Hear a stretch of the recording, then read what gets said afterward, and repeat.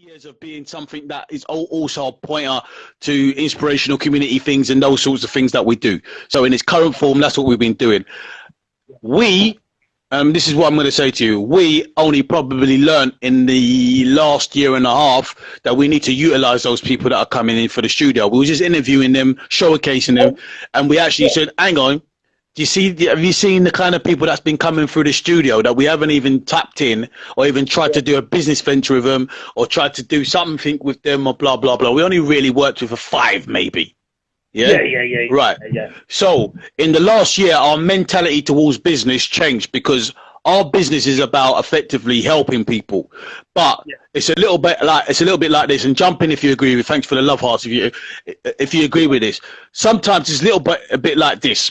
We had to have a think about how our business was. The reason why we had to think about our business is because we was helping a lot of people, and it was a little bit like being the lifeblood being sucked out of the business.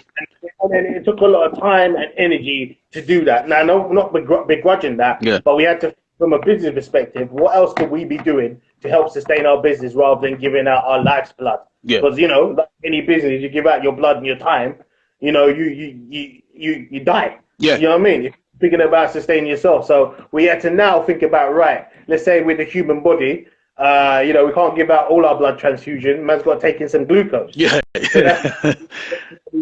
Now every time we invite someone into the studio, there's a purpose behind it. It's a sense that, we like what this person does. We want to showcase them, but is there something that we can work to develop with them to, extend the showcase, if that makes sense? Exactly. There's almost like a region now that we have with it, isn't there? Exactly.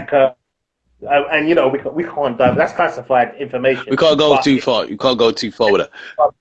You come in, we talk, we discuss, we showcase, we see if there's any synergies that we can, work together on, and then we go like, hey, maybe here's a proposal, or maybe they have a proposal for us, and then we see how we can develop that, and if that can fit into our schedule of what we're doing as our primary focus.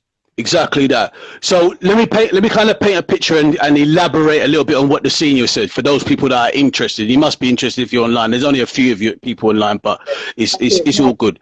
So there's a couple. So there's a couple of things that we have to do. So let's, for example, first of all, our business is geared up about doing the things that we love doing. And what we found out with our business, we ended up doing a lot of things that effectively we loved doing, but actually wasn't profitable. Right. Yes. So here's the thing now. So helping people as a business model is not a really good business model. No. Yeah. There has to be some typical benefit or mutual benefit. 100%. So helping people and solely helping people, unless you're a charity or registered charity, is not a good business model. Yeah. However, we have chosen to make it our business model, right? We've chosen to make it our business model with the element of the entertainment and media, obviously showcasing people and blah blah blah. But it's not a great business model. It took a little while for us to say, okay, you know what? It's a little bit like your cousin asks you for a £5 and you're in your overdraft. Yeah. Yeah. It's a little bit like you give your cousin a £5 and next week your cousin comes back for another £5. I've got cousins like that as well, right? Yeah. Actually, no, you see me better now. Yeah, I can hear you, bro. You're cool. Yeah, man, you're nice. Don't move, bro. Just cool. Shavina's online anyway. What's that? Different light techniques. Yeah. So here's the thing now. So you have to get to a point, people, where to stop your cousin coming back for a £5, you have to give your cousin an opportunity for him to make his own £5s. Yes. That makes sense. I don't want to sound funny, but them adverts where say you give a man a fish, he'll feed his family for one day. Yeah. But if you give a man a net, he'll feed his family for a lifetime or whatever. 100%. You got to do that. 100%. So here's the thing now. We was leaking too many £5s. Before we knew it, we was leaking out £200 of £5s a week. Yeah? Yes. Spread them out. Yeah. That's right. So you say.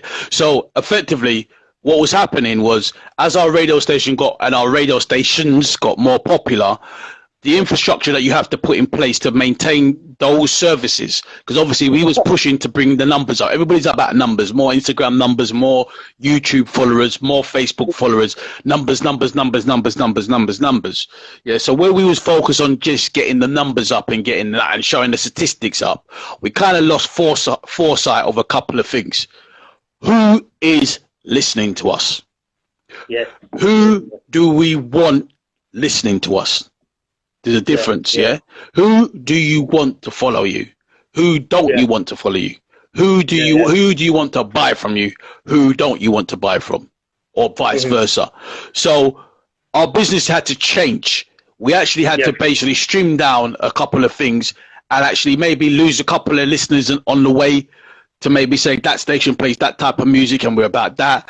That does this, that does that, that does that, that does that, and that does that.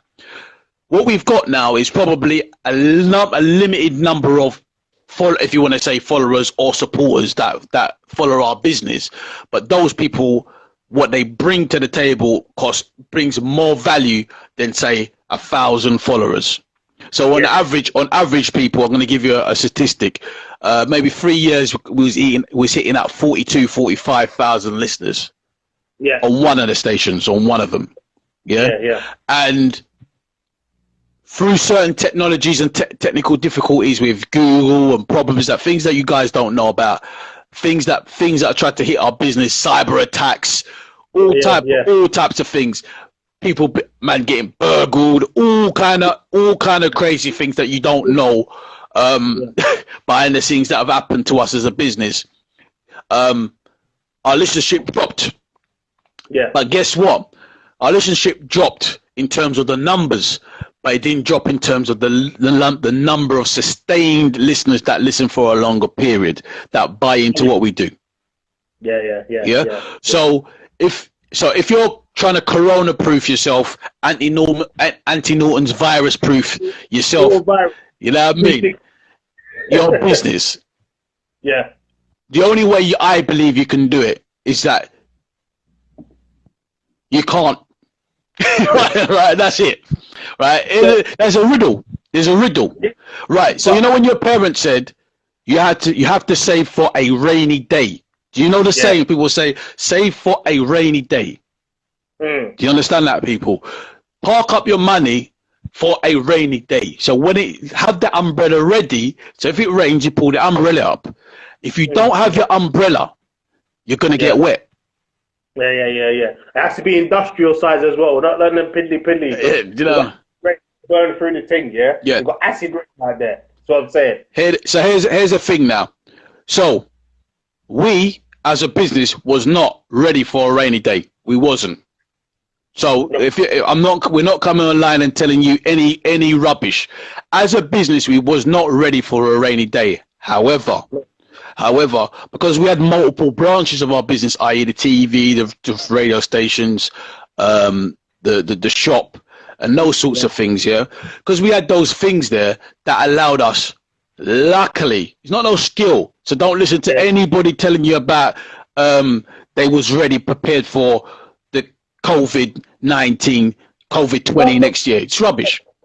But some people may have been in a certain sense, but the way that this is swept through, no one was ready for how quickly it happened and how it happened and the impact it would be, because, you know, there's an effect on the supply chain. Whether you're a business that is very successful, supply chain is everything. If you're selling products, if you can't get those products to where they need to go, you ain't making no money. So let's just take, for example, they had, they're talking about Primark. Primark would make £650 million a month. Not closed. No website. Then we've got a website which is capable to facilitate what they do. Yeah. So they do nothing. Yeah. So you know what I mean? So like you said, we were lucky to able to pivot to something else. You know what I mean? So we were ready but not ready, if that makes sense. We was accidentally ready. Yeah. Yeah, people, we was accidentally ready, right? And we was accidentally ready because we had the platform there ready for when we was ready to jump on it. We always knew we had a platform, whether it was the TV, radio stations were there, or 3 of the radio stations were there, blah blah blah. But we weren't 100% ready. However, attitude-wise and energy-wise, we was. Yeah. Listen, when he had that, we said we saw this whole thing as an opportunity to a certain extent. And the reason why we saw that as an opportunity is because we have 9 to 5 jobs that take up a lot of our time, and we do this on the side, on the top, on the back, on the corner, on the tail. You know what I mean? So it's allowed us effectively to focus our energy on stuff that we should have been focusing on already. 100%. 100%. Now focus. Narrowed it. It's like, yo. Yeah. We're this now. You get what I'm trying to say? Who's online in a way? Post up in the group if you're online and say hi, man, because certain people are popping on, popping off. Just say if you, you know what I mean? Who's online? So JC99. Okay. And Vinisha. Okay. Vinisha. Yeah. You know, people got the, hang on. Charles. Mountain Peace Boy. 80s Gibbs. There's a few people on there. I can't see them, bro. Why can't? That's interesting. And shout out to Zoe Seaforth. I can see all of them. Yeah. Yeah, man. I'm lucky out here. You know what I mean? Shout out to Nat. Nat. You know what I mean? Yeah, man. So who's that? Who's Gemma? She says your honesty and authenticness is appreciated, guys. What's that say? Your honesty and in terms of how you lockdown has affected your business. Okay, yeah. Sure. Excuse me, you have to excuse the background noise. There's other individuals in here that like to make noise. Oh. Do you know what I mean? Yeah. Just don't worry, we're going to plan this properly. Soundproofing out here. You know what I mean? But yeah. Yeah. So as a Julian Phil, as a thing. So Gemma, if you're listening, Gemma, and the planning of the business as well, and the things that look, you got to think this is quite an expensive operation to run for those who are interested in it, and people, because someone called me up yesterday.